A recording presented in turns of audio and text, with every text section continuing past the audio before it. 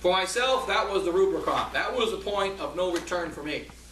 Once that declaration came out, then I was committed to bashing it, attacking it, condemning it, not tolerating it. Because it is a violation of the Catholic faith, which I am a priest to defend.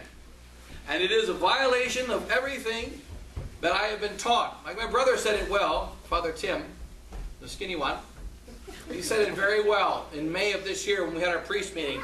He says, you know, when I get up in the morning, he read the new declaration before that declaration. It was a March 18th document of Bishop Fillet, official letter to the priests of the Society of St. Pius X in our internal bulletin called the Cor Unum. So it's an official statement. And in that official statement, Bishop Fillet says, if we get these 2 conditions, which are even worse than the 6 conditions that came out, if we get these 2 conditions, then we accept a deal with Rome. And then secondly, we must change our attitude towards Rome because Rome has changed, and we have to realize we've got to have a new attitude, a new direction. And so Father Tim says, you know, when I get up in the morning and I shave and I brush my teeth, I do it in order to go out and fight modernists.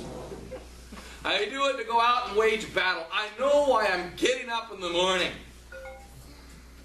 Now you got this, Vatican II isn't all that bad. The council, but we got to have a better attitude towards Romans. So now when I go, I brush my teeth and I go out and say, now what am I supposed to do? I used to know clearly why I got up in the morning, why I walk out that door, and why I go out to be a priest in this modern world. To fight the modern errors clearly and boldly, to have an attitude of war. Now we have an attitude of peace. So this is very serious. And we have to, this change is essential. This change is one of principles, and it has to be dealt with. It has to be condemned. That's the first thing. And then other practical conclusions follow from that. But it must be condemned. In any case, the Father is going to go through we need to have a basic understanding of this July the 14th declaration, its conditions and so on. And so Father Hewko is going to go through a little bit the conditions and just some of the problems with it that we should know. And the change of doctrine between the old SSPX and the new SSPX, some of the points that we should know. Father Hewko will go on.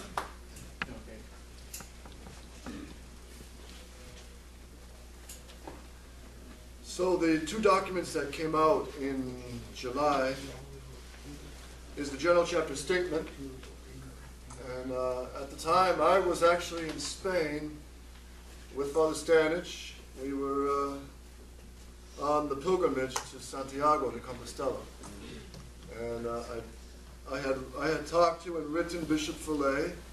I had asked him why these confusing and ambiguous interviews on CNS. I don't know if you saw them, but the very first sentence begins, it's not about the SSPX versus Rome anymore.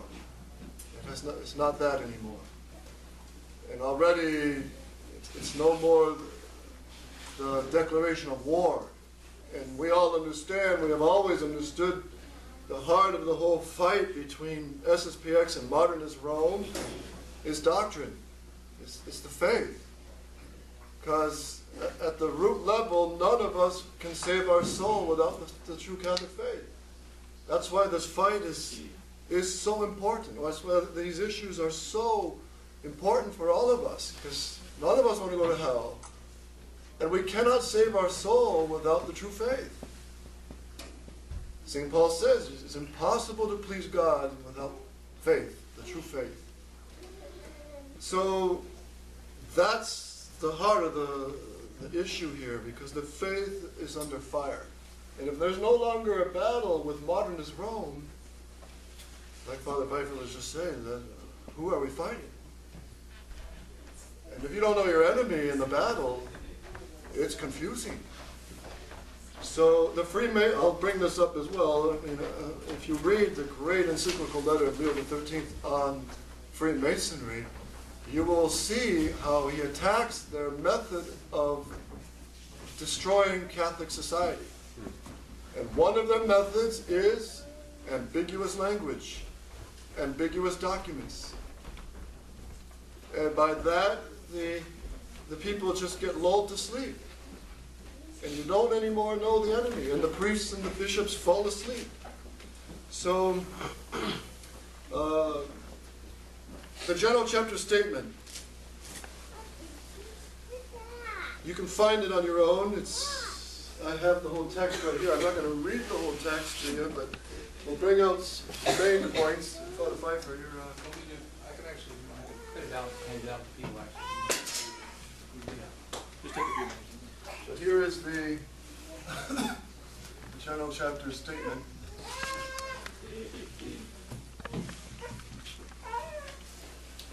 On July 14th. Anybody know significant? Bastille. The storming of the Bastille. Yeah, interesting. Very interesting connection. So why is this so important? Firstly, if you read the document, it sounds good at first. And as Father Standish gave me this document right after he came off the press, the internet, we were in Spain, we were in a hotel, kicking our feet up with all their blisters and sore feet from walking all day. And I read this, and the first time through, you know, it sounds familiar, the language sounds familiar, there's text, there's Vatican II, there's error, magisterium, tradition, all the words you want to look for.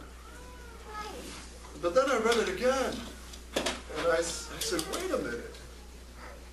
I said, Father, wait a minute, you realize what this says? And the key deadly sentence is this. Firstly, it begins. I'll read the part of the paragraph.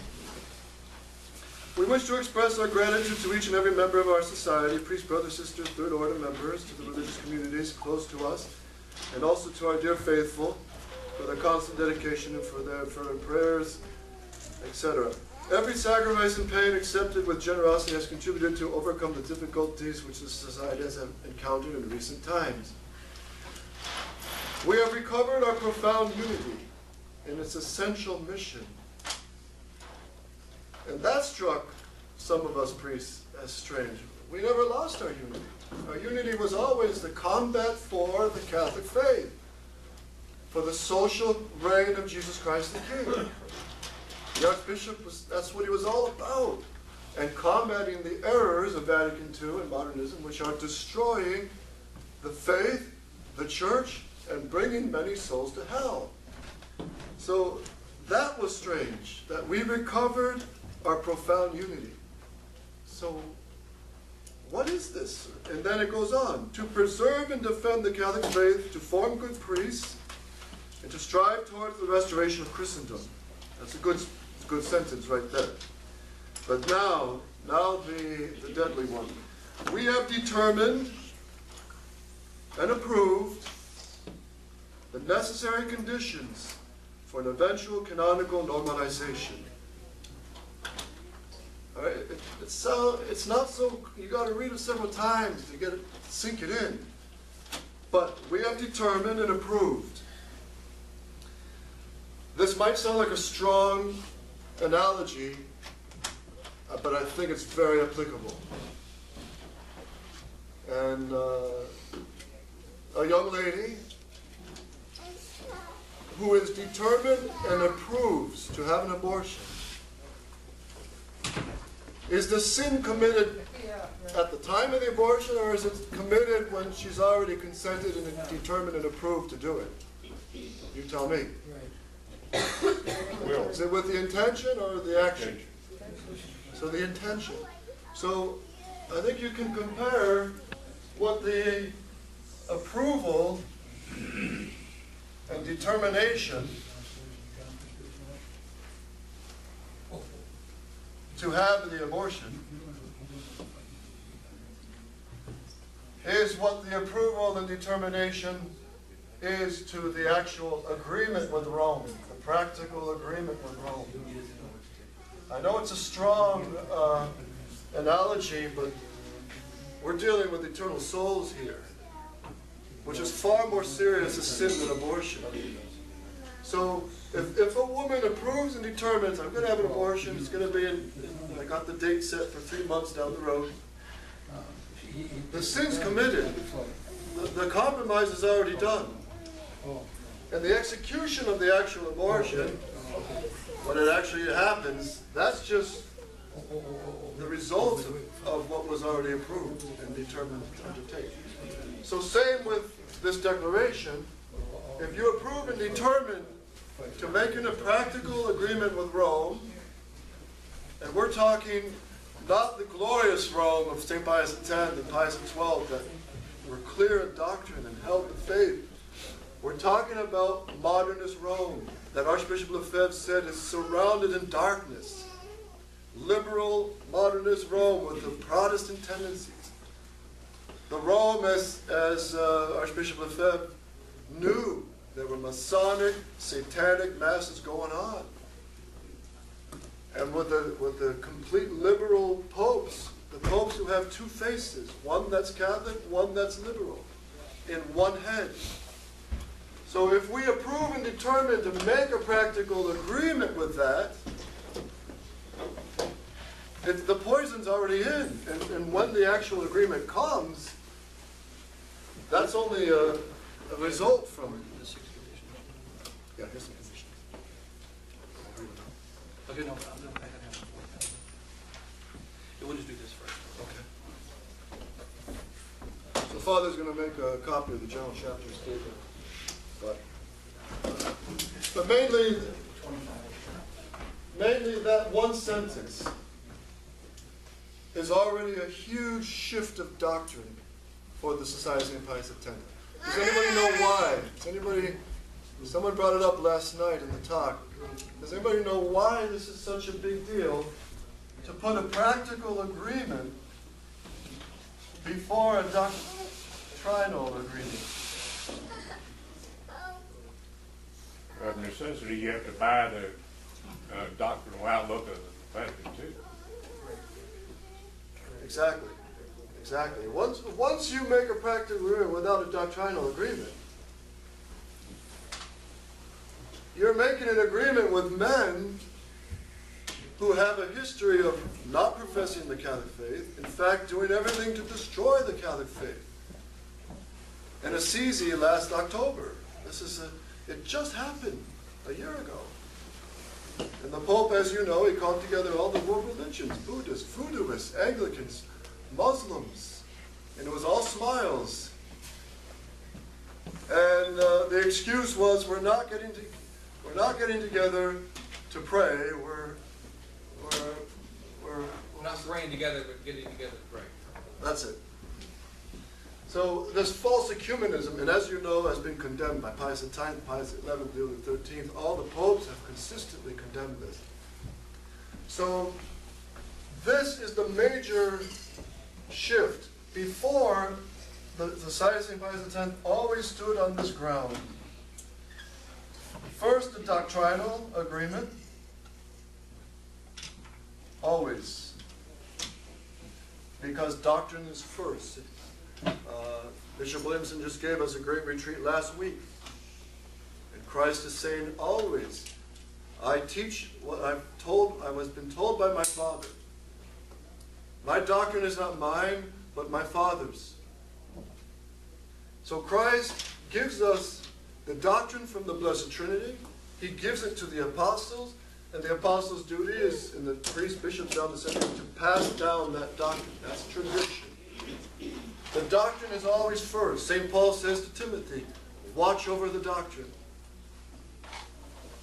And the popes and all their encyclicals, the good popes, the traditional popes, it's always bishops, watch over the doctrine, watch over the catechism, make sure the priests are teaching the true faith. When Pius X condemns modernism in his encyclical Pascendi, at the early part of the century, he says the same thing. Watch over the doctrine, the doctrine, the doctrine, the doctrine, because how you think is how you act. And we Catholics think a certain way, so we act a certain way. Well, our doctrine is the Ten Commandments, the tradition of the church, the catechism, scripture and tradition. That's always first. What happened always since Archbishop Lefebvre, and he says it many, many times, there cannot be a practical, canonical agreement without first the doctrinal agreement. It's impossible. Now, a lot of objections say, well, the Archbishop didn't always say that. He was open to a practical agreement several times. And another one they always bring up is Archbishop Lefebvre signed the protocol in May 1988. But he himself, before he signed it, he studied it, and although he had a handful of society priests who were telling him, you should sign, we should make an agreement, this is the time. And the Archbishop was very hesitant. And just to show you, it's not, he was kind of pressured into it. Father Bizig, he told one of the priests that he was there, and he said, we really did pressure the Archbishop. And Dom Gerard, he also said, the Archbishop, you should sign this agreement. You should sign this agreement. So the Archbishop, he was up all night. He couldn't sleep well. It was bothering him. And the day came, and he did sign the document. And after that, his conscience got worse. He couldn't deal with this. He saw this was wrong. And the next day, he tore it up. He took his name off. And he said that was a grace of God. And he said, I had already gone too far, and already that was a big mistake. Remember that. He said it was a big mistake to sign an agreement with Rome without the doctrinal clarity. And he knew. Now, so with the general chapter statement, this was the big shift. We have gone from doctrine first to practical, to the practical agreement, and doctrine not first. Why is this so important? Why is this so serious? Because Archbishop Lefebvre, in his sermon on the consecration of the bishops in 1988, he said it 3 times in that sermon very clearly. He said, we have to wait for tradition to come back to Rome. We cannot make an agreement until Rome comes back to the Catholic faith of all time. He insists on this over and over and over again, and you can find quotes. We have pamphlets that are out continually quoting this. And if you want to read something very good, maybe we could get copies made for you. These are the 3 talks of the Archbishop. In 1988, the Episcopal consecration is the decision to actually go ahead with it. And then here is the letter to the 4 bishops. And what's interesting, he says to the 4 bishops, stay united in the faith. And that's why it was a great grace for Bishop Follet to receive that letter from Bishop Williamson, Bishop Galaretta, Bishop Tessina Mallory, who were pleading with him, begging with him, don't go in this direction of a practical agreement above a doctrinal agreement. We have never accepted this position. The Archbishop always opposed this position. And recently you hear a lot more doses of the poison coming from the SSPX pulpits, coming from the websites. And I have known good priests who I thought would be very strong and very opposed to this new revolution, this new change of doctrine. And now many good priests are saying, well, Vatican II, the Archbishop did sign most of the documents. After all, it's not all bad. 95% can be acceptable. But the Archbishop, he wrestled with this modernists, the Foxes, and one of them being Cardinal Ratzinger. He dealt with them face to face. And Archbishop Lefebvre learned, it's like a wrestler, and from 9th grade to 12th grade, or from sophomore to senior in college. He gets better with time. He learns the moves of the enemy. And so the Archbishop, in that way, he kind of graduated to the school of wrestling with modernists face to face. So that by before 1988, you see him kind of sometimes hoping for some agreement with Rome.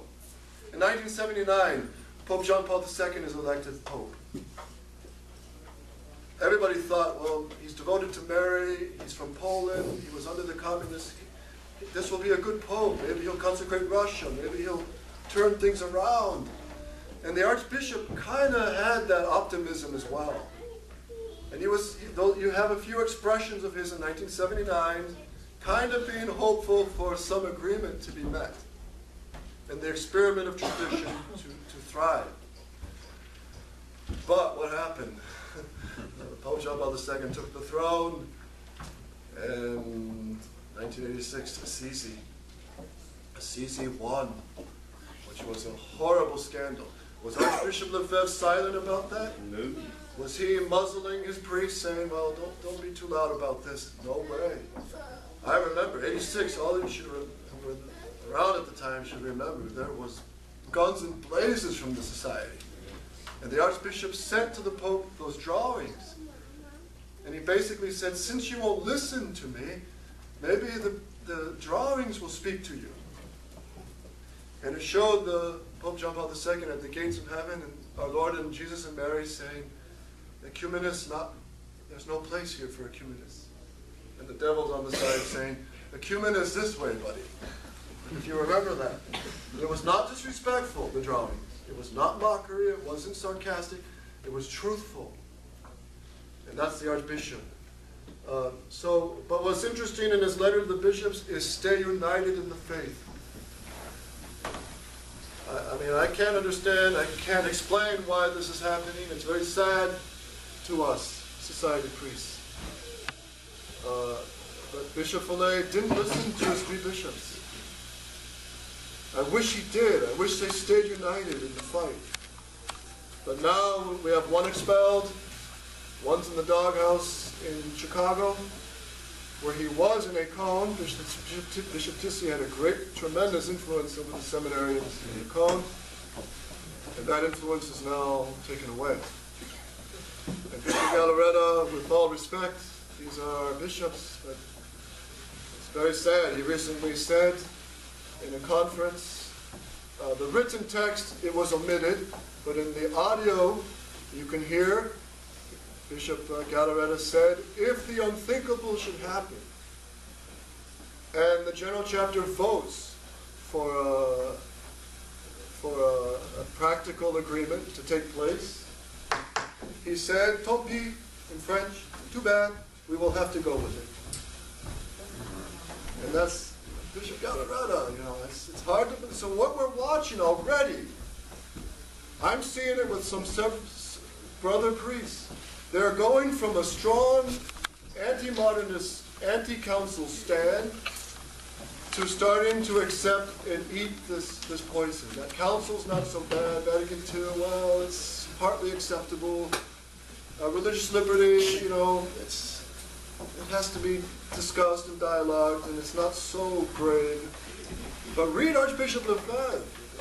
Read him again and again. You'll see it. And all he does is echo the popes of tradition. And he's pulling out every shotgun, every rifle against the enemies of the faith. Not the people, but the errors. So this is the big revolution of that statement right here. It's very, very important, this point. And for me, that was enough to say, wow, we have a new SSPS.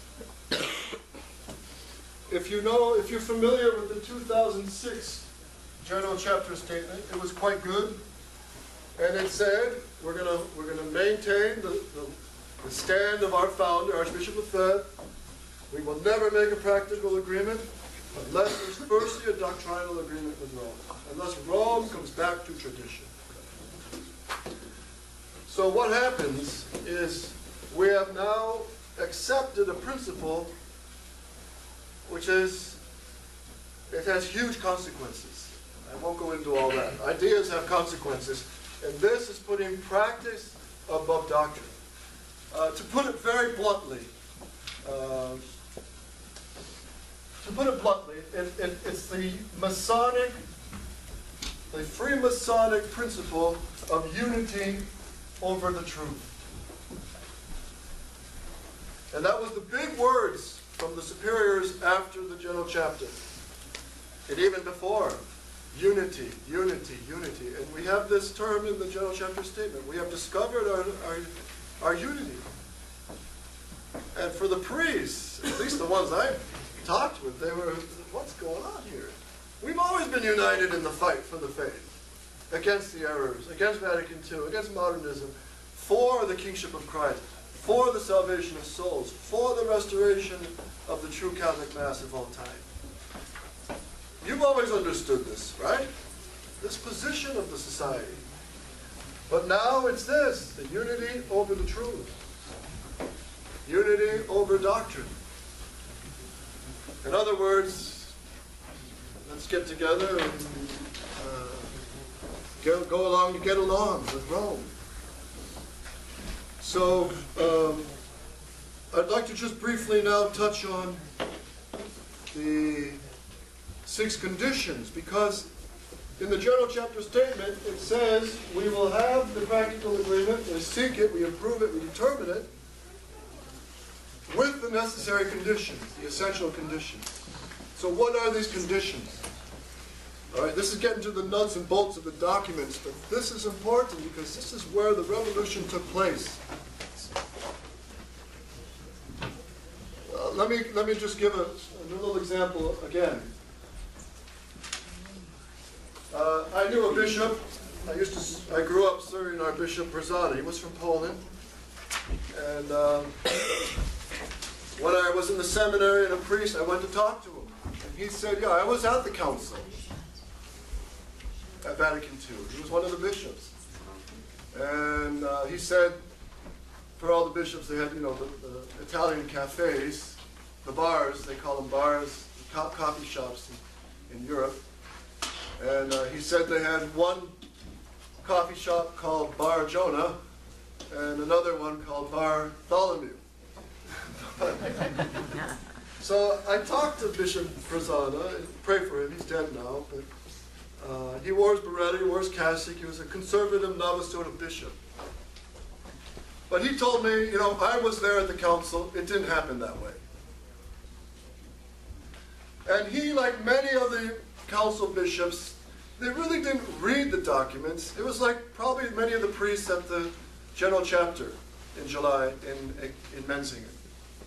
They read it, all the right words were there, it was in French. It sounds good, sounds like the normal trend. They signed it. But this is how the enemies destroyed the Catholic Church from within. It's through the documents. The ambiguous language that can be interpreted in 2 ways. And that is the cunning of the enemy. That is a tactic of Freemasonry, as Leo XIII points out. And that is a tactic that was used for the society. And you can bet the modernists have long been waiting to get in a crack somewhere to destroy the last bastion of Catholic tradition, the SSPX. It is the last bastion. Of course the Masons want to destroy it, divide it, confuse it. And the way they did it was the way they did it at Vatican II, through the documents. Shift the principles. In 1966, people still had the Tridentine Mass. The revolution just took place. A huge revolution. The worst disaster in the history of the church just took place, Vatican II. 1966, 67, the nuns were still teaching, the priests were still hearing confessions, Mass was Trinity and Latin Mass. You, the people, did not see the revolution until 69. On that first Sunday of Advent, when Father O'Harity turned the altar around and said, "Now call me Father Larry, and good morning, folks, we got a new Mass." And then the people woke up. Many tradition, your grandparents and many of you gray-haired ones, you saw this is wrong. And how many people we meet in the airports, old veterans of war, men who said, when I saw that new Mass, I walked out of the church and I've never been back since. Because they all sense this. So the revolution is already taking place with this in the Society of St. Pius X. You're not going to see the effects of it till later. The approval to have the abortion has already been done. But the actual abortion, that is the massacring of the liturgy, of the doctrine, and the new catechisms, and that's going to come down the road who knows how long. It didn't take Labarue that long. When Labarue made an agreement with Rome in 1988, guess what their conditions were? Their conditions were, you can preach against modernism. Cardinal Ratzinger said, okay. And you can keep your Tridentine Mass, no problem. Sounds very close to our conditions. And Campos, their conditions were they could preach, criticize Vatican II, preach against modernism, and keep the ancient liturgy of 1962. But what happened? Every one of these groups, one by one, made agreements with Rome on this level. And what has happened to them? All of them have compromised. In fact, in Campos, the priests who were strong against Vatican II and the new Mass, they're now saying the new Mass, giving communion in their hand with altar girls. Campos. In Labarue, in 5 years, Archbishop Lefebvre was seen to cry, to weep, when he knew that they made the practical agreement. Dom Gerard of St. Magdalene Monastery in Labarue, France. And when they signed that agreement, he wept, because he saw what would happen. He said in 5 years they'll have the new Mass. And he was prophetic. They did. And worse, one of the priests of Labarue wrote a defense on the document on religious liberty. In other words, he lost the faith. And that's why this is this is a battle for us, because we are in danger of losing the faith. Once you dance with that poisonous snake, that poisonous tarantula, or scorpion, Vatican II, you can't dance with it. And the Archbishop, how many times he said, you cannot make an agreement with Rome, modernist Rome. You cannot shake hands with the enemy of Jesus Christ. He said, I told Cardinal Ratzinger, you are working to destroy the kingship of Christ in society. And we want to crown him as king. We want the whole restoration of tradition. You're working in diametrically opposed. We're in AM/FM. And there cannot be an agreement. Even if you grant us our seminaries, our Mass, the right to preach against Vatican II, he said, no, there cannot be an agreement until Rome recovers the faith. Why? You come to another big principle. And this touches on the conditions. There's a great saying one of the old society priests used to say. The pastor sets the tone. The pastor sets the tone. Dad is head of the house. He sets the tone. And that's just the principle of nature. The superior forms the subjects. Now, if we, the Society of Pius X, go under modernist Rome, no matter how many conditions and privileges and guarantees of not being toyed with, you still deal with that basic principle, which is what? you got to answer to the superior. And the superior is going to form you.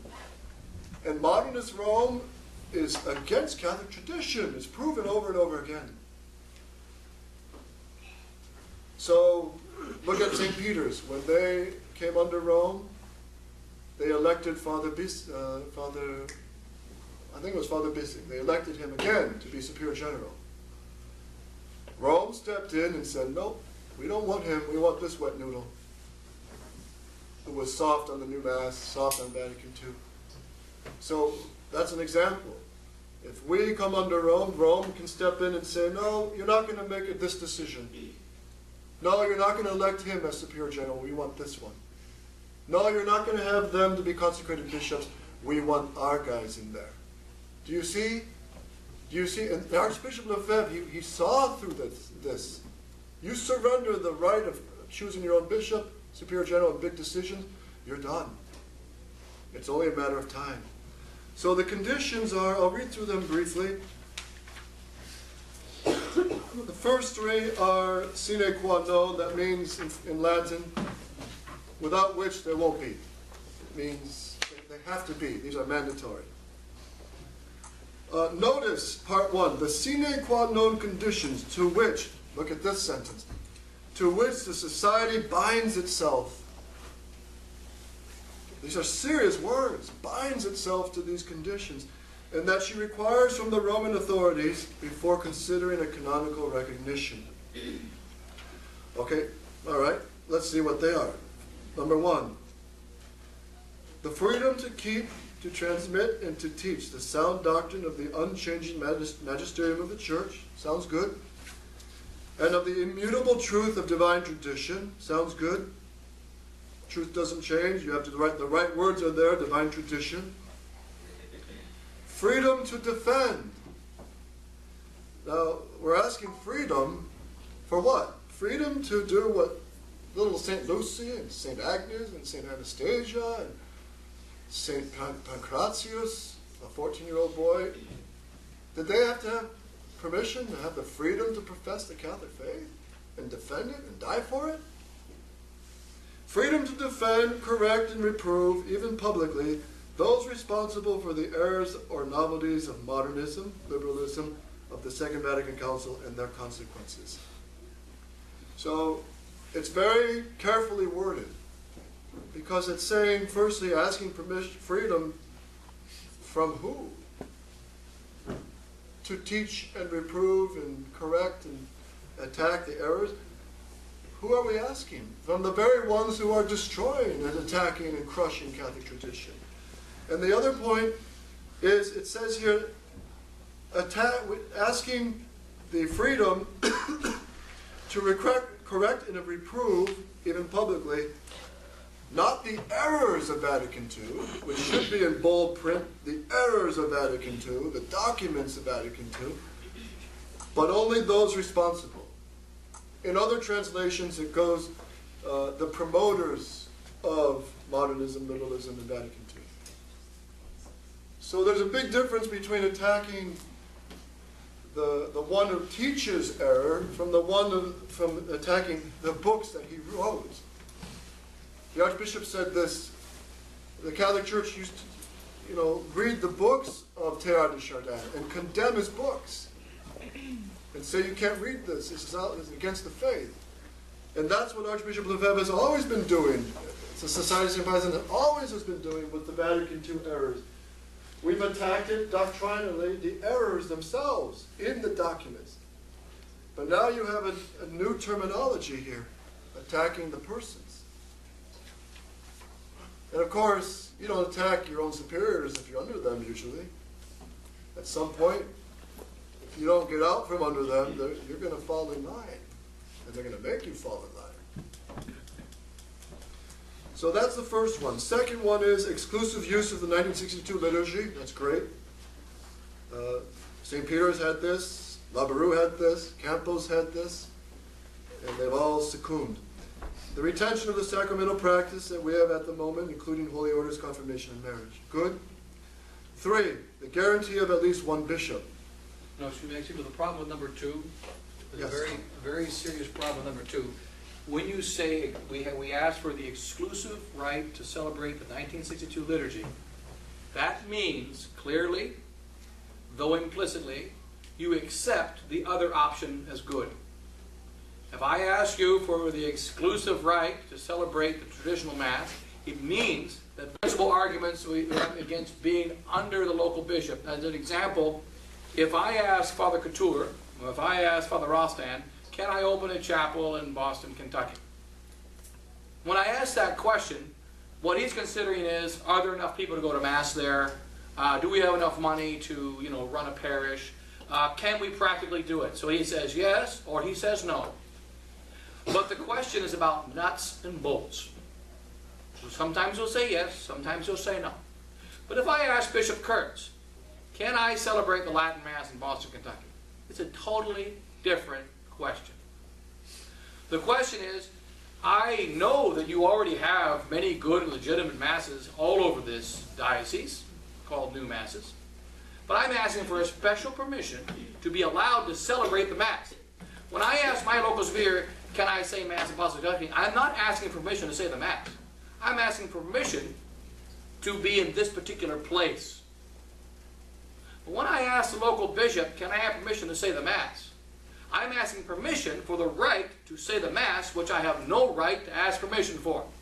It's like if you get married in front of a priest. You come back 15 years, Father, yes, can I still be married? You cannot call back 15 years later and ask permission to be married. You can't ask, if you ask permission to be married, not just to be divorced, if you ask permission to be married, you commit a sin. You don't have permission to be married, you're stuck. Live miserable and live with it. So the fact is, you cannot ask for that permission. And as a priest, I cannot, as a Catholic priest, ask for permission to celebrate the Catholic Mass. I cannot ask for permission as a Catholic to profess the Catholic faith. I cannot ask for permission to preach that faith as a priest. I have an obligation to do those things.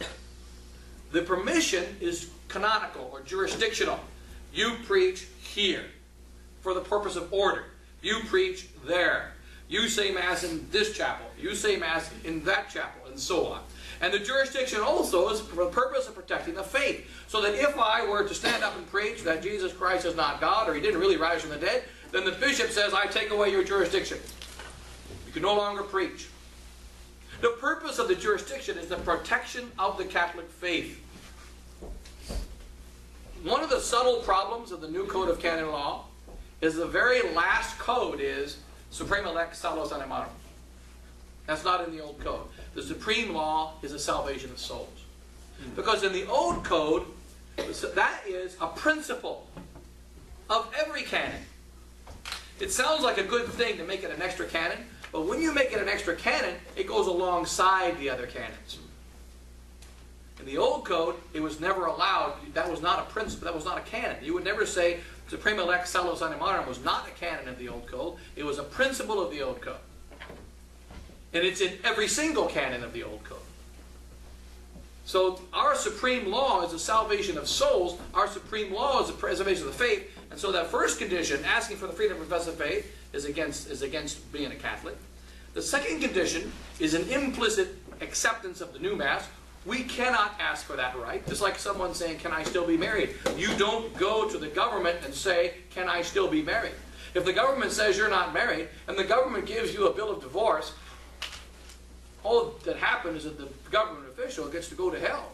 And the government document is worthless. You're still married. What God has joined together, no man can put asunder. And that is also the case with regard to our faith. Only the problem with marriage is that it ends when you die anyway. It's temporary, fortunately. But with regard to the faith, it's permanent and eternal. And so therefore it's obviously more grave than someone asking if they can still be married. This second condition, in fact, is wicked. But it's subtly wicked, you know. I want to cover the three desirable conditions. No, that's fine. We should also, by the way, this document is something we should probably copy this and make it available to people. This is something people have a hard time getting their hands on. Who has read these things, by the way? And by the way, who has seen this May 11th CNS interviews. Everybody seen it? Right? Okay. Okay, fine. So Yeah, we didn't cover yet the desirable conditions. just go through it. Yeah, very briefly, the three desirable conditions are, they're called desirable, so they don't have the force of obligation. And remember, these have not been changed. With all the talk of, well, there's no agreement right now, it's not going to happen under this pope. Have you heard that? Things are back to normal. Things are not back to normal. As one priest well put it, these are all the for sale signs in front of the front lawn of the SSPA. And with all the talk of, well, there's not going to be an agreement now, the signs are still out there. These conditions are still in stone. They have not been changed. This has not been changed. And we cannot believe that there's not going to be an agreement until these things are removed and put back to as they were. So here's the three desirable conditions. First, our own ecclesiastical tribunals in the first instance. This regards, for example, marriage cases and annulment cases. There's a first instance, second instance, third instance. We're only asking by this condition the right to handle the first instance. So Rome can overturn it in the second or third instance. So it's kind of doesn't make much sense. Two, this is the most deadly one right here. And Father just touched on it right here. The exemption of houses, it's desirable. What is? The exemption of the houses of the Society of Pius X in respect of diocesan bishops. What's that mean?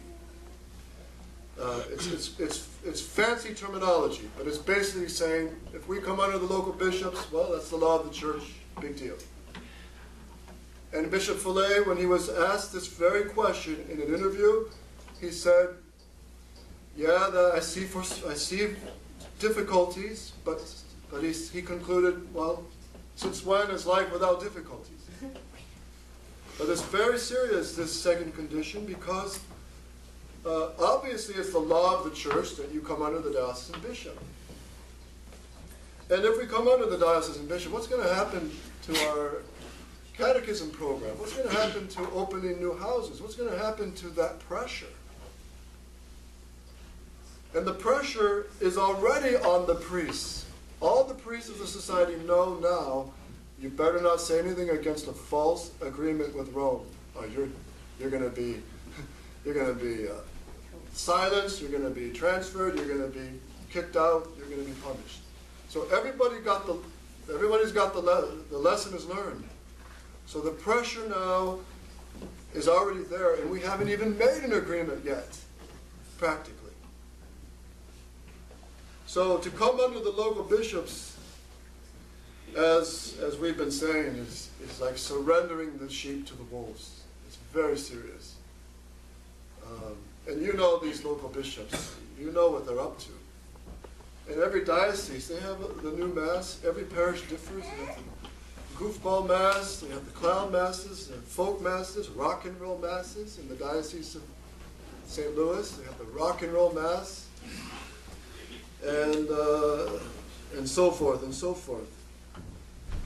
And then the third desirable condition is a pontifical commission in Rome for tradition.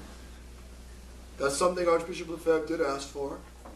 Dependent on the Pope with a majority of members and the presidency for tradition. So again, Archbishop Lefebvre he himself did put that in a previous agreement that he proposed to Rome in 1987.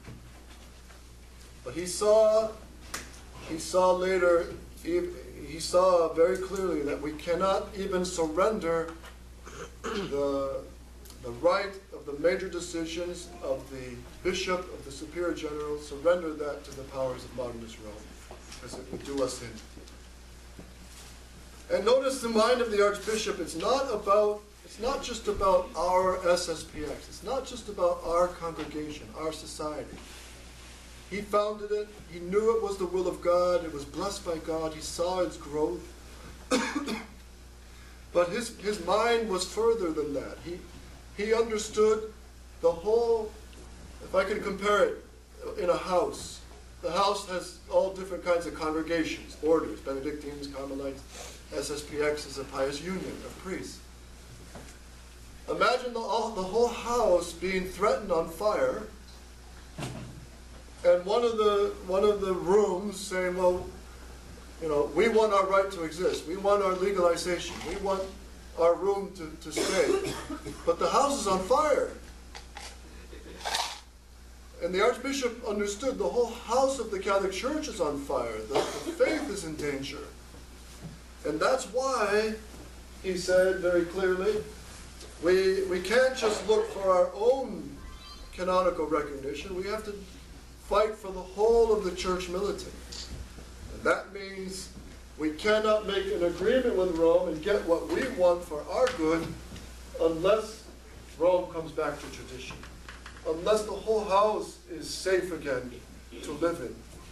Unless the faith is held up and protected and the errors condemned again by Rome.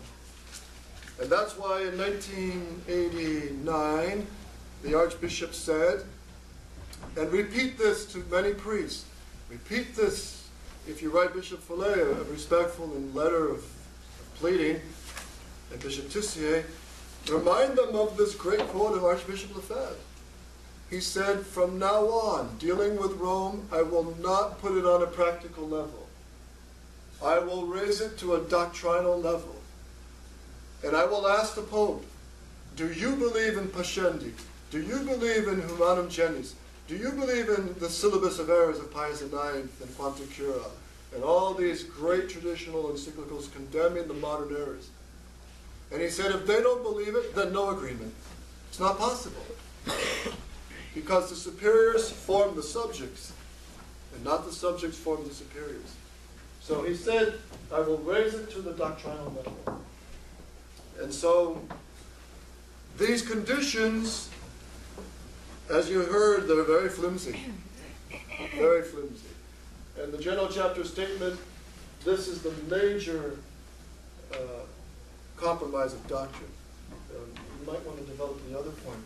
I'm thinking maybe now is the time maybe if anyone any questions or any concerns, we can maybe bring those up now because it's been an hour now, so we should do that. I thought the one that when I first read through it, I didn't catch those nuances that you explained, which are devastating. But the one that shocked me was that Bishop Fillet would concede to give up 3 bishops and just have 1 bishop. Oh yeah, asking for 1 bishop? Yeah, I say he's gonna. Well, actually, what that means, again, it's ambiguous language, but in fact, I think what it means is that he's asking for a new bishop to be consecrated, rather than saying we're asking for a single bishop. But he doesn't say clearly we want a new bishop to be consecrated. We want a bishop.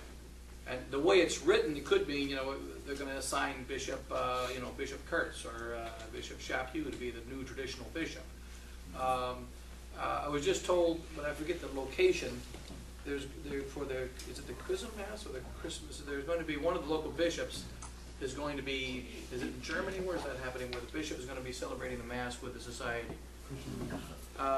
Where's it? The Chrism Mass. You said that's in Germany or? Anyway, so apparently the local bishop is going to do the traditional Mass in our seminary, I guess, and then, so that we're already kind of quote unquote mixing it's an ecumenism of what it is, because unfortunately it's not the case. And remember, it's very different when a local bishop comes and says Mass in our churches. It's very different than a priest who converts from the Novus Ordo back to tradition. Like for instance, Father Voigt and many other priests, they got expelled from their order. They were thrown out, destroyed. Why? Because they're holding the Catholic faith. And when these priests come back to tradition, it's a battle and it's a firm fight for Catholic tradition. And they're standing on Catholic tradition. But when you have the local Novus Ordo priest who's saying Mass in in St. Benedict's, the church nearby here, and he comes out of St. Benedict's and he comes down and he just says, you know, okay, on this Sunday I'm going to come in and say a Latin Mass for you guys. And then he goes back to St. Benedict's next week and starts saying the new Mass again.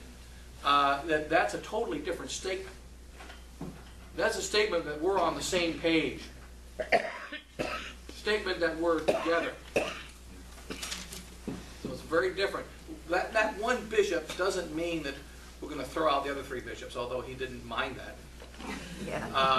But that isn't what that condition means. Yeah. Okay, so they're just going to bring a new, asking for a new bishop, but If they can get it. If not, there's no big deal. Yeah. So that's what he says. Again, remember, it's one of the non-essential conditions. It's one of the three it would be nice to have conditions. There were no, for instance, Archbishop Lefebvre, he was told, you can consecrate Father, what's his name? Father Dom Gerard. And you can consecrate some other liberal priest. And Archbishop Lefebvre said explicitly, they will accept a liberal candidate. If I'm willing to consecrate some liberal, Rome says yes. But my candidates, they say no. He said that back in 88. But yeah. Yeah, as I'm listening to the conference, I'm thinking about like the past 10 months, and I'd say that a lot of us were mensing and watching. It was like an Agatha Christie, mystery unfolding. And the big question was, are they going to go for a practical agreement? And are they going to go away from the no, come on. Come on. It's good for you.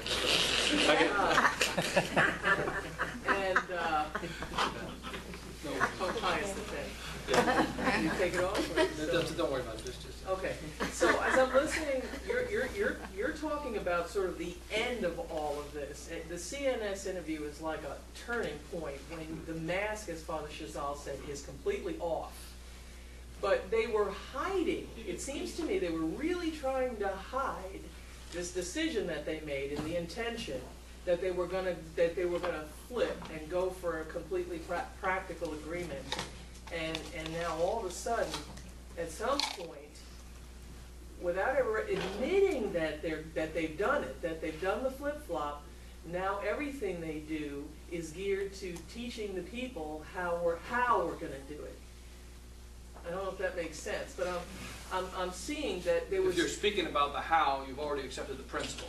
And they've jumped past the principle and jumping immediately into the how. That's what you're saying. I have a Yeah. question. Regarding what she said, all this had to be, the priests had to be trained, the priests had to buy into this, and the seminary students had to buy into this before this would come around to us. How did it happen? When did it happen? I didn't see it happen. I think everybody is informed at the same time.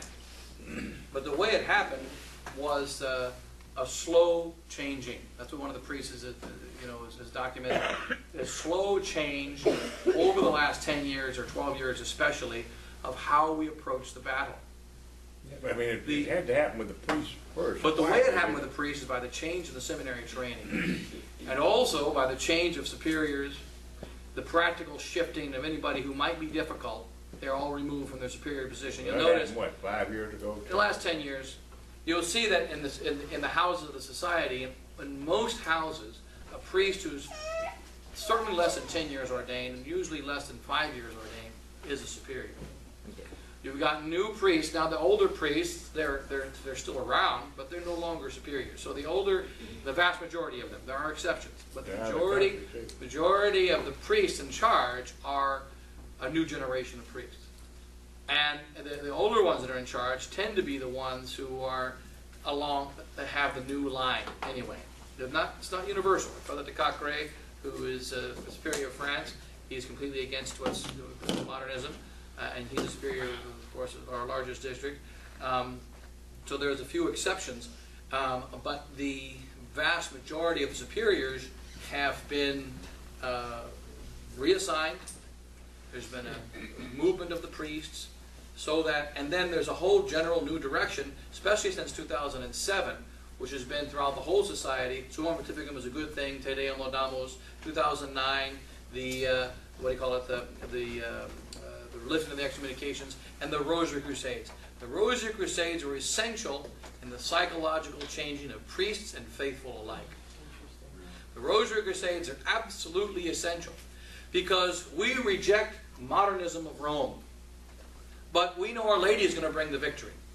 So what you do is you hire Our Lady to tell us the victory is already underway, which is a deception. So Our Lady created the miracle of the lifting of the excommunications and bringing back justice to Archbishop Lefebvre, whose excommunication was not lifted. And so that it's really a mockery, but it's essential. I've talked to also priests who say, no, I mean the Rosary Crusades were good. We see a sign, we see changes.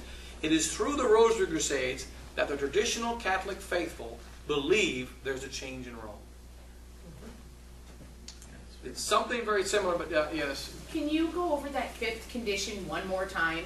Because I'm hearing that it's like, this insinuates that all the properties and stuff are going to be handed over to the diocese. Exemption of houses. Is that? Okay, the exemption of the houses is not about ownership of the property, it's about the legal position. So that would mean they could just cut railroad in and... What they could do is not necessarily take over the ownership, but they could close the church so that we would still own it, but we'd have to leave the diocese. So that, because if we would see, it's we'd still have the ownership, for instance, of St. Mary's, Kansas. Or to take a smaller place, something more likely, say, I don't know, in Oregon, or even in Phoenix, Arizona. And the Bishop of Phoenix, I'm sorry, I don't want you in the Phoenix diocese. I think what will most likely happen is they'll say, I'm sorry, but we don't want you in the Phoenix diocese. But then the Bishop of Tucson, which is just south, 100 miles south, so by Western standards, it's like going to McDonald's here. Right? So that's like 5 minutes down the road. And so they say that, it's 100 miles down the road, though. We'll accept you in Tucson.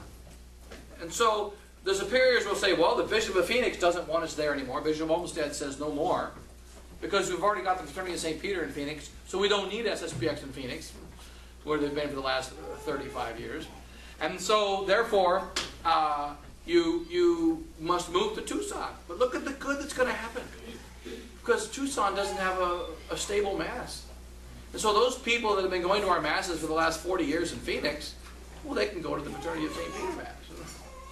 And the priests are going to have to shut down the retreat house, and they're going to have to move to Tucson. So yes, it's terrible that we had to close Phoenix.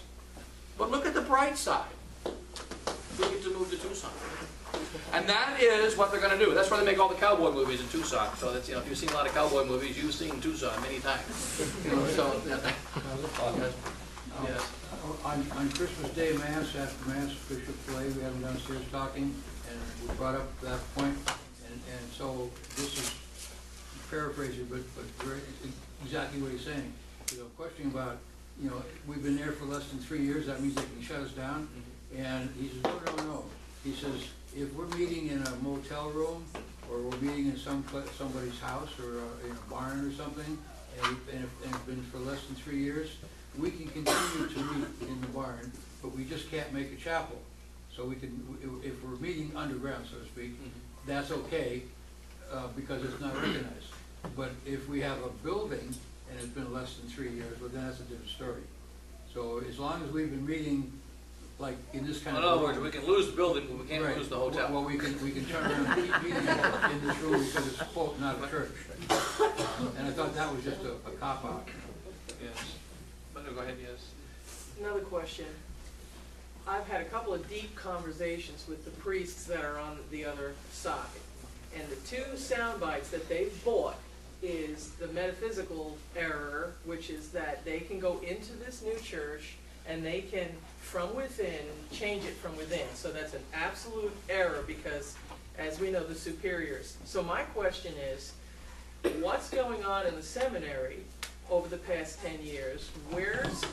What's been happening with St. Thomas? How do they teach metaphysics now? Because that's a pretty basic principle. And it's a principle upon which the SSPX is foundational. That principle of being underneath, that's not metaphysical, but that's practical. The metaphysical principle is dealing with just the nature of things. Well, it's an agency principle. Yeah, that's why I'm saying it's metaphysical. Yeah, but I mean, in the last 10 years, the change of attitude is well expressed in the new video. I tried to find it yesterday, the SSPX seminary video. I couldn't find it. There's this new video. It's about 10 minutes long on the seminary, the formation of the seminary. It was on SSPX.org for a while. Did any of you see that? The one about how they say there's not enough space. Right. Yes. It's all for the seminarians to have lots of room. Yes. Well, no, it mentions that, but it's more about formation of priests.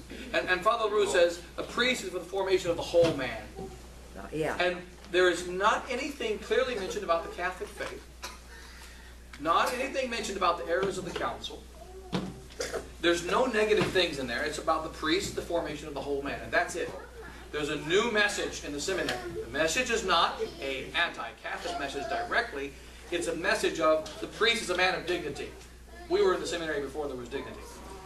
We would never have gotten ordained. But nonetheless, but the thing is, a priest is a man of dignity. And a priest is a noblesse. He's part of the nobility. And therefore he must carry himself with a certain noble being.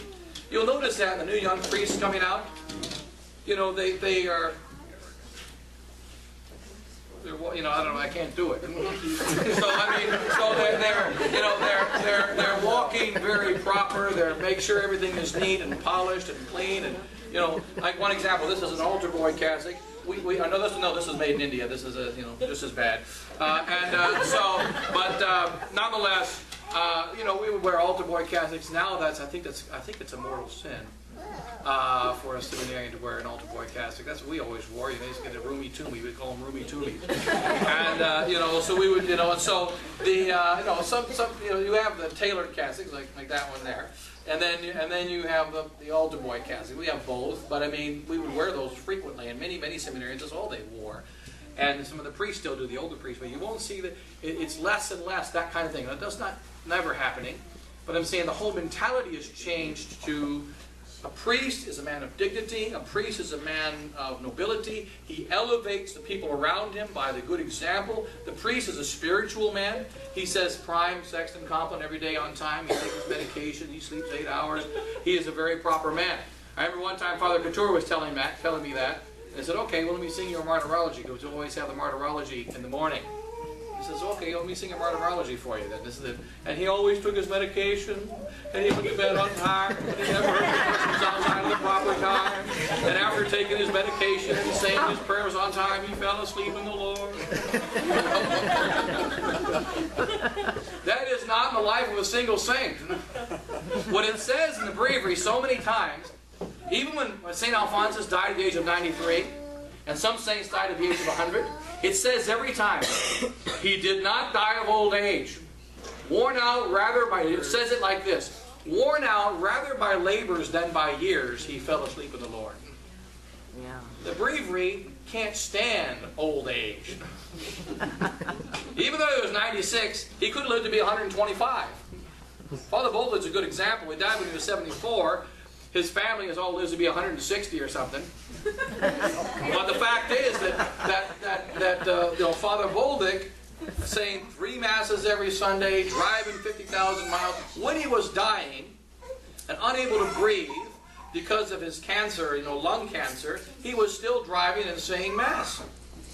On the day that he died, he said 3 masses. And then he died. So you see that the whole, that is the mentality of the old worker. Now we have a young priest who have a different mentality. One of the priests stood up in the pulpit a few weeks ago in one of our parishes in the United States, and he said, I can't do what the other priests used to do. You can't expect this of me. Normally don't say that. Just keep it a secret. but because it's a new, because he believes he has an obligation to make sure he gets his 8 hours of sleep. He has an obligation to make sure he doesn't overwork himself. He has an obligation to make sure he's balanced and make sure he doesn't hear confessions outside of the proper time. And if he does do confessions outside of the proper time, he might be guilty of sin. It's a totally new mentality. So how do you explain to people who think they can stay the way they are, keep going the same way they're going, and that they're not accepting the errors? I mean, how do you... mean, it seems to me a lot of people don't understand what they're, when you march beside them, you're marching in the same way to the same battle. You're going to have to follow their drumbeat eventually. You can't fight with them and against them at the same time. There's Well, that was the point you was making last night, right? That how would you fight for and against? I mean, I don't know what do you say with that. and you see that already, right? Because they are telling people to tone it down, and if you're telling people to tone it down, then you're not fighting the same. You're changing direction, changing slowly. So people Well, don't see. I think one of the best people in explanations one is way. Father's was we had a kind of argument about this discussion last week in the priest at the end of the priest retreat, Father just mentioned his little syllogism. I don't know if we put it on the board today. Remember your syllogism? The danger of the faith. How do you do it? This compromises the danger of the faith. The danger of faith means it must be resisted. Therefore, Oh, yeah. could you just write down Yeah, your St. Thomas syllogism? Aquinas. Because it's very clear. His syllogism is a good, simple way and a clear way of explaining it. And Because If people the really, faith is attacked, you have a duty to rebuke your superiors and stand up and defend it. That's Bishop DeCastro Mayer. That was his sermon basically at the consecration. And then if the faith is attacked, Well, faith is put in danger. danger, you can rebuke your superiors. Because you said faith is in danger. I think it's better that way. Faith is in danger, like you said originally. So when the faith is in danger, pardon my hieroglyphics, you may rebuke your superiors, like St. Paul rebuked St. Peter. The faith is in danger with this general chapter statement compromise and the 6 conditions and the whole new spirit of Vatican II is not so bad. Religious liberty is limited. The errors that we thought were from the council are not really from the council, but a general interpretation of the council. Have you heard that one? Oh yeah. It's very serious language. It's ambiguous language. Therefore, you must defend the faith, speak out against the destruction of the faith. And the threat So to I the think faith. that's really, we were just discussing that last night actually. That's really the simple answer. That just like, if the faith is in danger, we must rebuke and defend. Defend that faith and rebuke those that endanger it. And rebuke the endangerment, the doctrine. This new July 14th declaration of the SSPX endangers the faith. Therefore, everyone, objectively speaking, has an obligation to defend the faith openly and rebuke that error. Which means the answer is you can't do both. right, it's just for people who believe that Bishop Fillet is not changing. They see him as being traditional, and they think that maybe the Pope, they have this idea that somehow the Pope is really becoming more traditional. How do you convince them you can look at the past experiences and say, look at what's happened to all the others, which is very good. But how do you convince them that they're so certain, we'll stay the way we are. We believe they're guiding us the right way. Well, that's a challenge. It's that you have to somehow succinctly show that they're accepting bad principles. They're going the wrong way. What has to be shown is this. The faith is endangered by the new SSPX compromise. That's what we have to prove. Right. The faith is in danger. Doesn't mean they're directly speaking heresy. It means they're endangering the faith. Now, what endangers the faith? Ambiguous language endangers the faith. It's the most serious thing. In fact, it's worse than heresy. Because heresy, in fact, when Bishop Williamson gave us that little talk he gave you last night, he explained well how the Protestant is bad. But at least he's clearly bad. You see, the Catholic says 2 + 2 is 4. The Protestant says 2 + 2 is 5. So if you come to him and say it's 6, he'll burn you at the stake. If you tell him it's 4.9, he'll kill you. Because he believes it's 5. Now, it's disastrous, and it's wrong, and it destroys all mathematics. But it's clear, and it's precise. Protestants really believe in Jesus. And they believe Buddha is straight from hell. And they believe the Catholic Church is the whore of Babylon. Right? So it's wrong, but it's clear. And then he said the next stage was the Protestants and Catholics are fighting each other. Then comes the liberals. If you guys are fighting each other, at least you still believe that Jesus is God. So how about let's just agree to disagree. Protestants can still be Protestants, and Catholics can still be Catholics, and you can have your own ideas, but just don't fight anymore. Next stage, liberalism. Third stage, well, if Catholics believe one thing, and Protestants believe another, they both can't be true. And if they're not going to fight over it, it must not be important.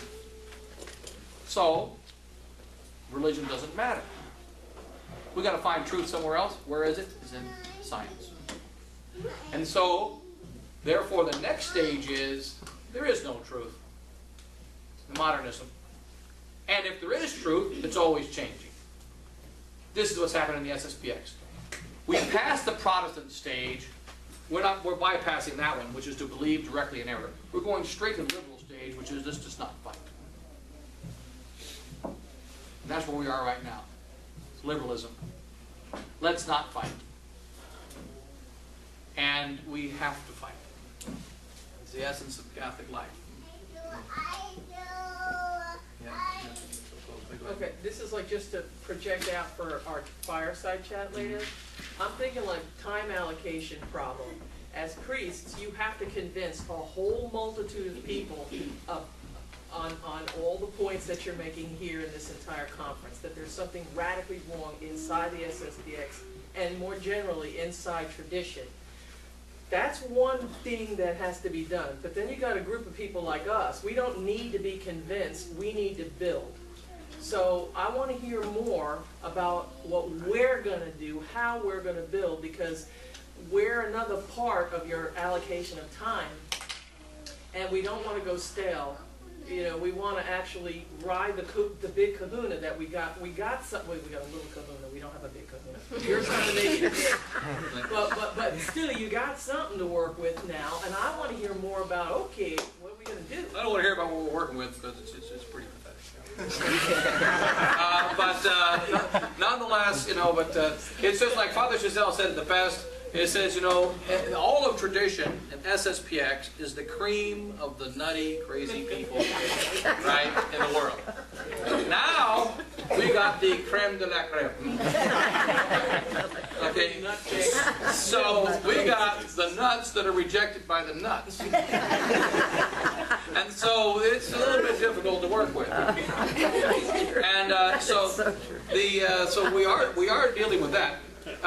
But the fact is that in our building, we have to bring back an apostolic spirit, number one. So I mentioned about charity in the beginning.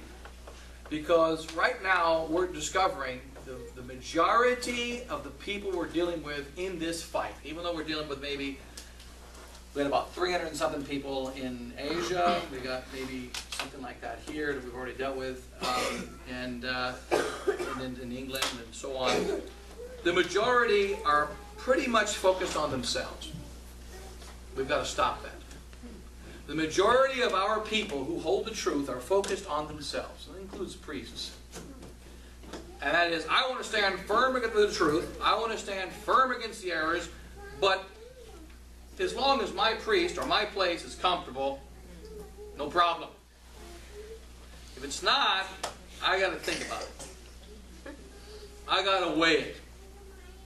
And that's why I mentioned that in the first talk, in the first brief talk, that this we have to rip that out. It's either the truth or it's not. It's either necessary or it's not. And if you have no Mass, well then you have no Mass. First, it's got to be necessary to hold the truth. It's got to be necessary to condemn the errors. It's got to be necessary to take whatever consequences come from that. Then we can build. But if we're always charging forward, you know, and you know, it's like, in fact, my dad was saying what's going to happen. He said a couple months ago. He says, "You're going to say charge, charge," and then we'll turn around. Where are they? Right. So I mean, and it's But the thing is, we have to have the mentality. We're charging. And if you want to come along, fine. If you don't, stay home. We're charging. So we have a war going on, and it's a global war. And we have to have the heart to want to spread the faith everywhere. That's the first condition. In order to build a castle with human beings, it doesn't require buildings, it requires people. And people that are willing to take real steps to help out in our little battle, and who are willing to face the consequences of being refused Holy Communion, being thrown out, being condemned. You know, if you go to battle, in fact, I had this conversation with Bishop Williamson back at the end of May. When we released the sermons on May 27th, when we released the famous day of Father Chazelle and I, we were both in the Philippines, but we weren't in contact with each other. He was in Korea, saying Mass, and I was in the South Philippines. And because of the announcement, for me it was the announcement that we're going to have a deal on May 27th, which was made by Father, I think it was Father Schmidberger. At the end of May there's going to be something in Rome. He made that announcement, and it was now getting to that time. It was Pentecost Sunday. And so I said, okay, it's time to just release this teaching is serious, but it's got to be released publicly for the world. I didn't know what the consequences were going to be. I didn't know it was going to be expelled, but I knew it was a possibility. I called up, Bishop Williamson and said, this is what I'm thinking of doing. He says, what do you think is going to happen? He said, oh, don't worry about it. Says, look, the whole society, easily 80% of the priests in society are on your side, and they totally disagree with what's going on, and they're going to stand up, and there's going to be a resistance. I remember this conversation very well because I've gone through it a few times with my hand. And so he says there's going to be a resistance, and said don't worry about it, because when you do this releasing, and people will stand behind you, they can't do anything, and so it's going to be fine. And I said, well, maybe it is going to be fine, but it may not be fine. And when you go to battle, you have to be willing to die, or don't go to war. So it might be that many other priests do the same thing. It might be that we all stand together and hold hands and fight. And it might be that that doesn't happen. But I've got to make a decision. Is it necessary? Is it right? And am I willing to accept death? Well, yes, it's true, but don't worry about it. It's not going to happen. Well, it did. And so, but the fact is that when we go into this battle, we've got to make a decision. Are we dealing with a gravely serious objective problem, and not just subjective? It's not about Bishop Fillet. I've always got along well with Bishop Fillet. We've met many times, ever since I was a seminarian, until today. The last time was last year when he came to the Philippines in October. And so, I mean, I have no problem getting along with him. It's nothing personal. We're dealing with a crisis of the faith. And unfortunately, this crisis is in this world. Being in this world, real men are in the crisis. Real men are on the side of the devil. Real men are on the side of God. And at this time, Bishop Fillet is operating on the side of the devil. Intentions may be good. He may go straight to heaven when he dies. But the fact is, he is maneuvering the SSPX and Catholic tradition away from Catholic tradition and in a modernist direction, and he's not stopping. Therefore, we've got to stand up and fight. So, we have to get rid of the mentality. I think the number one thing about building is people. People that are willing to stand up and be martyred. We're not dealing with a physical martyrdom like the old days. We're dealing with a psychological. I think Father talked about it this morning. Apparently about the martyrdom that we're dealing with. We're dealing with a dry martyrdom. They're spitting on us, cursing us, saying we're nuts and all that. which we are, so it's not that, it's not like it's a revelation. But at the same time, we have to be willing to stand for the truth. And that's the thing. That's what we have to see. We're willing to stand for the truth. And then God will build them out. Bishop Williamson said this morning that back in the day that there was finally a principle, which was a bishop, that people could rally around. And I'm assuming that the same applies now. You still need to have a bishop. Seems like we're down to one. Well, no, in fact, principle we need for building, no? Well, you know that it's what's necessary is the faith and real souls ready to stand for it. In the past, God will send the bishop and He'll send the priest. Well, we have to have faith. Already all of us have had so many experiences in which someone's dying without the sacraments and there's no priest, then you walk by and, well, there it is. He needs the sacraments. He just happened to be walking by that day. We priests experience that. Not intending to give someone the sacraments, it just happened to be, got lost. And then next thing you know, there's someone that needs a sacrament. And, so whether it's plane delay or whatever it might be, there are many, many times all of us have experienced where we're not doing things that we want to do or according to our plan, and through this, someone gets a sacrament that would not have otherwise gotten it, because God is good in His maneuvering of things. And also, one passage we read, I think it's in the life of in the Mass of the Confessor, meditate on it many times, where I am, my minister also will be. It will be, anyway, I forget that, ego minister eri. Where Christ says, where I am, my minister also will be. He doesn't say it the other way around. Where my minister is, I will be. Because there's many places where the minister is and Christ isn't there. Sometimes the minister, like St. Francis Xavier, who was the minister of God, he went to Palamkutai, India. He visited there because they called him there, and every single person rejected the faith. So he went back to the coast. He went there, but Christ wasn't there. So he returned to the coast, and he converted everybody along the coast. South India, or so many. So where the minister is, Christ is not always there. But where Christ is, the minister will be. We make sure that Christ is here, He'll find a way of getting the minister. So, anything else there? We should go in a few minutes to Now, here's a very good book if you want to get into the actual facts and letters. And it's very good. Oh, and by the way, Father Gruner is coming down here on Sunday. And he's, he'll be driving down after Mass, and he's coming on Father Gruner's schedule, which means, if you're up at 2 in the morning, you should see him. And so he'll be coming down here tomorrow, Father Gruner, by tomorrow evening in theory. And he's going to be bringing about 50 of these books. They're going to print out about 50 of these. Is this Operation Suicide? And he's going to bring about 40 or 50 of them down. Just made copies of like Father Hansen. And it is a very good, it's just very thorough. It's good, just pointing out the various teachings of the past and present. Father Gruner is going to be here tomorrow. And then we'll see him really on Monday. And then we're going to have that at midnight Mass and so on. But anybody else, any other?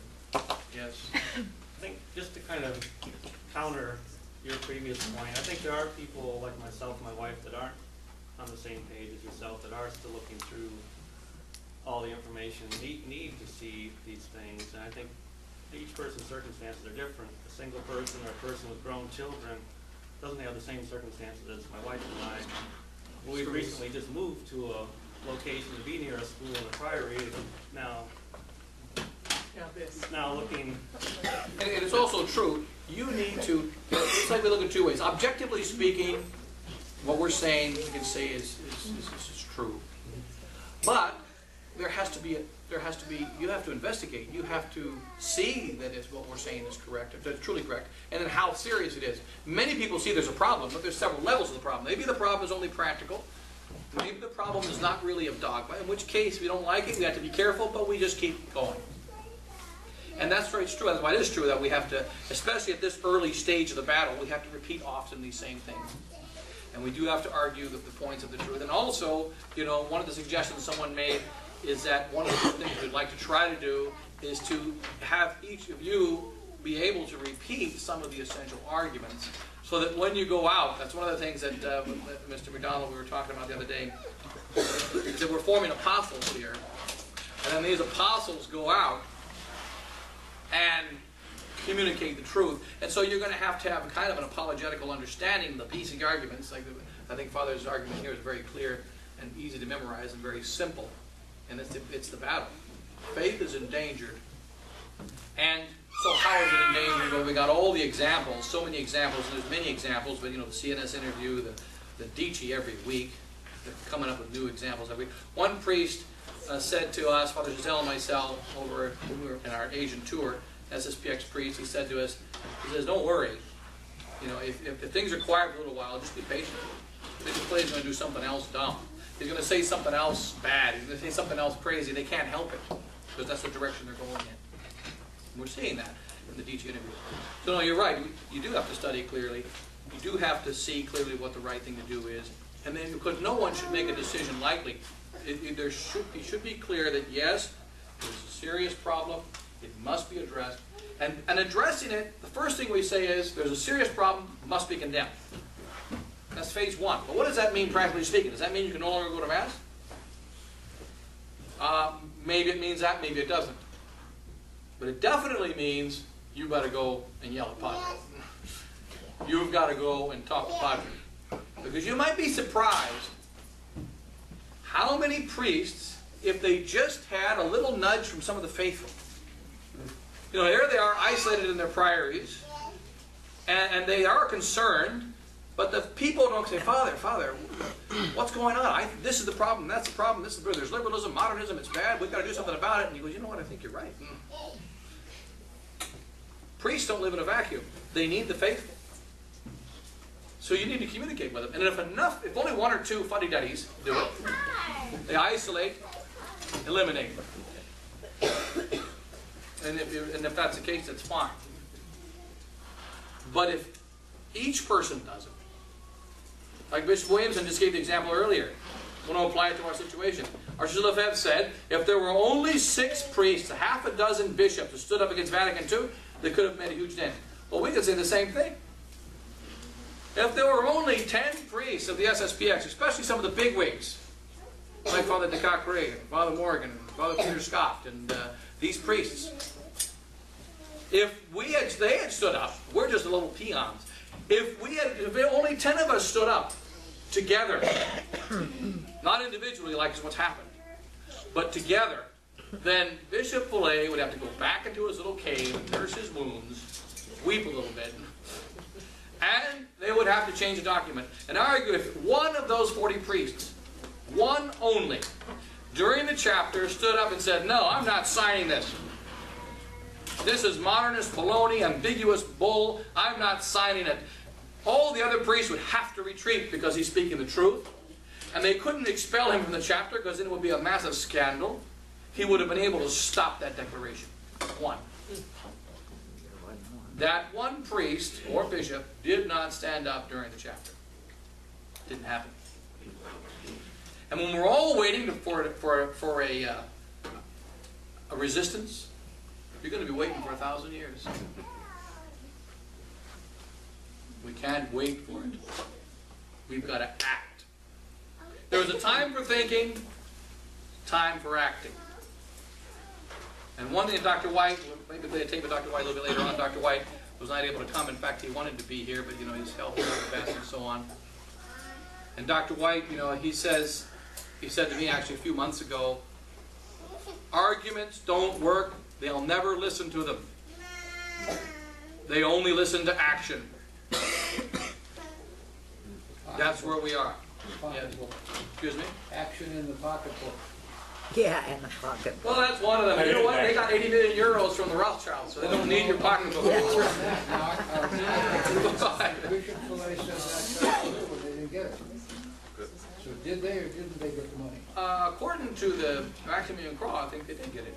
Well, Cross said that they were closing that corporation down. The corporation where he's got the sole authority on, Yes. that he specifically asked, he says, they're shutting it down because they didn't get the money, and that That was a corporation different was one. only established The to receive the The money. Adolf Chapel where they have the picture of the lawyer and the Goodman family. Yeah, that, That's the bequest that's going to fund the seminary in Virginia.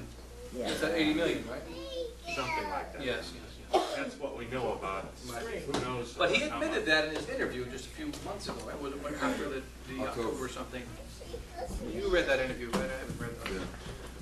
Yeah. He basically admitted he's a Zionist, Max Crum, if you know anything about Zionism. And I noticed they had an article in The Economist magazine, which is Yes. about Catholic tradition, quote, tradition. It's becoming they're talking about the Indole, of course. It was in The Economist. But The Economist is owned by that family. That, The Economist is the Bible of economic communication. Right? Right. That's the main organ of truth, I think, for economy. Yes. I was going to say, I thought of you when you said your comment that a lot of people from my chapel, they don't know anything about Archbishop 7. In 2010, we had an Ignatian retreat from a priest that had left the society then, and he told me all this stuff was coming, and it's so scary now, but he said, read Against the Heresies, They Haven't Crowned Them, and the biography, or you're going to be swallowed up by it. And those things helped me because once these things started happening in May and so forth, it sent off all the red flags. And I don't know if anybody can read 3 books, those are the books to read. And the biography is huge, but Bishop Tizidi Mallory did an excellent job. I've read the biography. Okay, yeah, it was. He's got to read back. Oh, yes. Fine. Yes. One other thing, there's been so little talk, Bishop Williamson admitted about the GREC booklet, 59 pages. Yes. So why is there so little talk about that? Because it's just, I mean, it seems like that should, if You should ask everybody- Bishop Williamson to give a more thorough explanation of it maybe tonight, or to talk tonight, because we actually discussed that a little bit during the priest retreat, and he did give more of a history of it, which was interesting, how it started in Paris, and a certain group there of getting people together, priests that were involved. But that's to say, you said that, but what I'm getting at is in terms of amongst the faithful, the anti-SPS faithful, there isn't much talk, and even on the different forums. Well, see, for me, the conspiratory aspect of it, which we must deal with, because there are bad guys trying to infiltrate the society and trying to kill Catholic tradition, is completely secondary. For me, it's completely secondary. For me, the battle is doctrinal, and we have an official proclamation of the SSPX, and we have regular sermons and regular talks of the SSPX, which are clearly in another direction. It doesn't mean there's no more against Vatican II, because they still say Vatican II isn't good. I know Fraternity of St. Peter priests that say that. And they're adamant about it. They don't like it. But they don't like it personally. But objectively, they have to accept it. And that's the problem we have now. With this new direction, we can still personally dislike, like Father Giselle points it out quite well, in a liberal democracy, you are allowed to disagree with the others. You're allowed to hate them. You're allowed to condemn them as your own personal opinion. And then they can condemn you as their own personal opinion. That's the essence of the liberal democracy.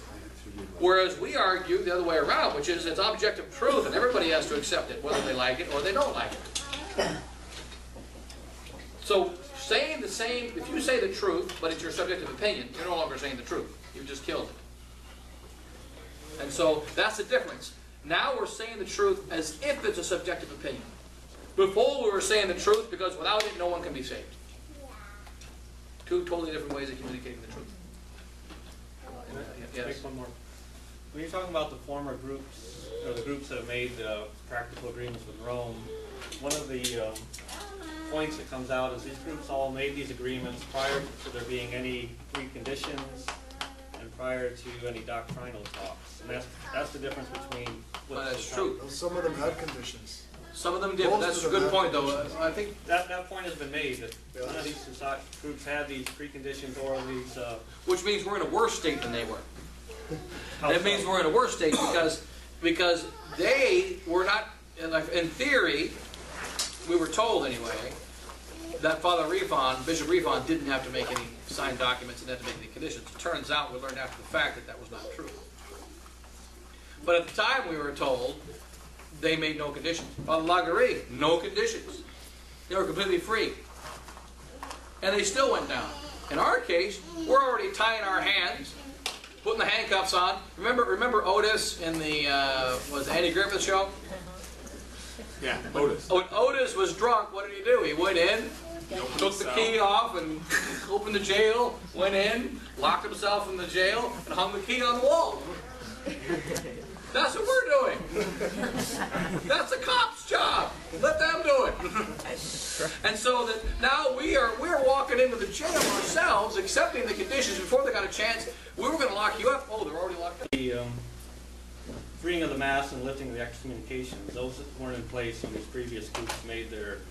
No, they were. Yes, they were. They were. They asked for those conditions. And on those, it was agreed that they make that agreement. Don't forget that the quote-unquote freeing of the mass is a lie. So we don't communicate lies.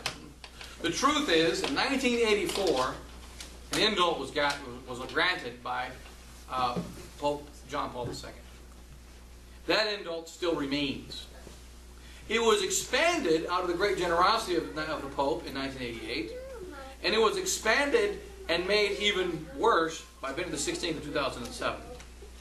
But in all three cases, including Summorum Pontificum, it is clear in the document that the reason why we have Latin Mass today is because of the permission of the Pope. Not because it was never abrogated. We pull out those two words, never abrogated, never abrogated. But read the sentence. I am giving you permission to have an extended Latin Mass, no longer required to ask the local church for permission. That's a papal permission now. Before it was episcopal permission. Before that it was more restricted. It's the same exact indult, but we now say free the Latin Mass. It's not free. Still depends on the permission of the bishop. In a diocese in which a bishop is not allowed, it doesn't happen. And there are still dioceses in India. The Coimbatore diocese in South India, the bishop said, if the Pope wants a Latin Mass in my diocese, he can come and say it. But it's never going to happen as long as I'm the bishop. And he's not the only bishop. Not Coimbatore, it should be. The next diocese down. He was doesn't matter, you know the diocese anyway. Tamil Nadu, South India, where we used to be. So, To answer that question, in this book you will find he lists the conditions that they had. Campos, Good Shepherd Institute, and La Beroux. They all asked for the Latin Mass, right to criticize modernism. yes. Where's Father Fox now? Well, Fox, I mean, he's still, what do you call it? He's in his parish in Canada, and you know, he's you know, what do you call it? I mean, there's got a, you know, I think he's still standing. I think he's standing. Like many priests within the society now, they want to do the right thing, and they want to stand for the truth. But you know, I think he's close to making a decision. But at the same time, even though there's 2 points. There's the objective truth. Every priest should stand up. And that's true. They should. However, they have to know that. They have to be sure of that themselves, or else it wouldn't be right to stand up. See, if the priest is just mad at Bishop Fillet, oh, I can get even now. Okay, you're a modernist. What else am I supposed to say? So even if he just repeats what happens to be true, he's doing evil. Because bonum ex integra causa malum ex pecum defectum. To be good, you have to be all good in every detail. But to be bad, only one defect. It's one of the disadvantages of being good. So there has to be the whole thing. So when a priest stands for the truth, he must understand that he's standing for the truth clearly. He doesn't want to compromise. He has to understand these things clearly. So each priest has to go through their own study, their own understanding. Because this fog is not just fog for the faithful, it's fog for the priests also. You're not the only ones in the dark. The priests have no idea what's going on. So, But to close in just a minute here, but then anything else, yes? Well, I just had a question, because I remember your sermon, and we thought this too when it happened. When they lifted the excommunications, and they did Archbishop Lefebvre and Pastor Mayer, so I asked our priest that now, and he said you don't do that for dead people according to canon law. Is that true, or? No, that's not true. Okay, because he was just trying to tell us of the goodwill of the Pope, and I said, well, if he had goodwill, he would do that. You know the case of Pope Formosa? Yeah. You know, right? I mean, he was back in 800 or something, and he was dead for what, at least a couple of years. And the other Pope, whatever his name was, he hated him. They dug him up out of his grave, put his tiara on, put his vestments on, excommunicated him, and threw him in the Tiber. Oh my goodness. So, you know, it can be done. So, you know, and then the next Pope came and unexcommunicated him and pulled him out of the Tiber and put him back in his grave. So it goes both ways. So, I mean, you know, so, They didn't you have know. the internet back then, though. Yeah, yeah, but they had GPS. They had the staff. They had to find the body. So, yeah. So no, it can be done. But anyone else there? I'd like to comment on. Of course, this is not to you, the resistance priest, but it would be good to the ones that are standing on the edge as far as seeing things clearly. And I mentioned that to my local priest. He couldn't really answer me, which is, we all know the SSPX runs on supply jurisdiction. But one, and that's due to the state of necessity that we are in for the last few decades. The way I see things now, the SSPX wants to have both ways. Because if you can have a practical agreement with Rome, with the local bishop, that means the state of necessity is no longer there. So you should stop hearing confessions, having marriage, and all that. But at the same time that you say, oh no, we can have a practical agreement, but also we keep going, you know, hearing confessions and doing all the things. So at least momentarily what they do is, yes, we have supply jurisdiction, but we also don't have the state of necessity any longer, which is the same thing that when you guys mentioned. Okay, what Father Rothstein argues, that question was asked in Nichols Falls, and what he argues is that Father Rothstein said that the state of necessity is separate from jurisdiction. So that what he says is that the state of necessity means there's a crisis of faith in the church. So therefore, we got supply jurisdiction. Now, if they give us jurisdiction, then okay, we accept it. And if they don't, we still have supply jurisdiction. That's how he connects the best of both worlds. So that you say that the state of necessity is independent from the question of our jurisdiction. Church is in the state of necessity. And if they decide to just graciously throw jurisdiction upon us one day, then we just accept it.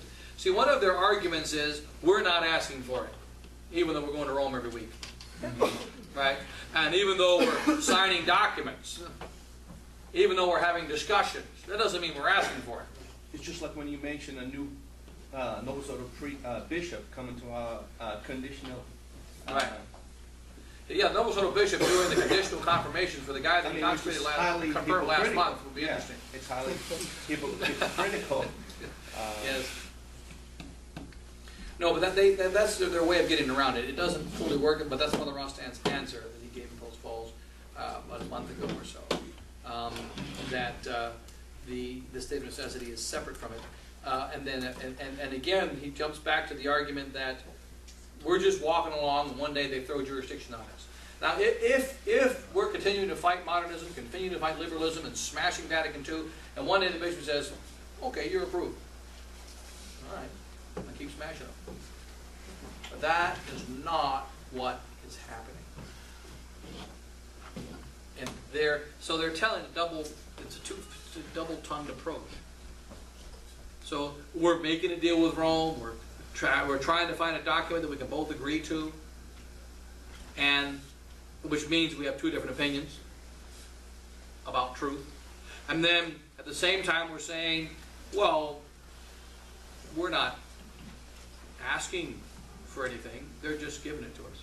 Doesn't the whole idea of laying down these conditions sort of un-Catholic, because if the Pope asks you to do something, you don't bargain with it. You That's just correct. do it, unless if it's un-Catholic. That's correct. So I guess right off the principle of laying out these conditions, That's the if good- you do this, I'll do that, you know, it's. Right, bargaining that's a with the good Pope. point of Father Roberts. He says, you know, you have two possible reactions to authority.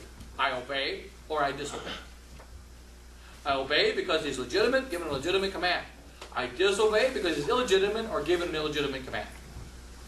You cannot have a third option, which is I will obey if you meet these conditions. That is a violation of obedience. So if the Pope is Catholic, you just obey. I mean, Catholic in his obviously Catholic, Catholic in what he's doing, Catholic in his faith. If he is not, you just disobey. That's it. No in between. We're looking for an in between. That doesn't work. Doesn't work. We better close here because at 12:30 is going to be the lunch, and then we'll try to start at 1:30 or so, or afterwards in the afternoon for the afternoon program, and then. So in any case, we'll just say a quick prayer here, and then we'll go ahead one more. Go ahead. Yes. What's the next conference? Okay, at 1:30 we're going to have the little music workshop thing going on, and then at 5:30 is the rosary, and then after the rosary will be the conference. Okay, the Bishop Williams. Music workshop here. It'll be we're going to do it up there, and the rosary will also be up there. So 1:30 is lunch.